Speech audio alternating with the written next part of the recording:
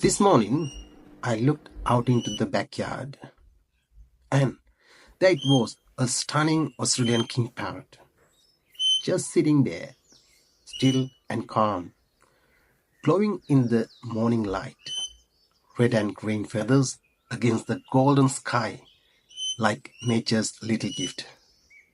And in that quiet moment, it hit me.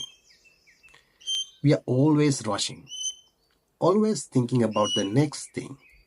But sometimes the most healing thing you can do is just pause, be present.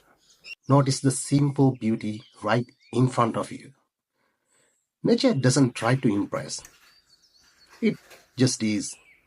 So, next time life feels overwhelming, look outside.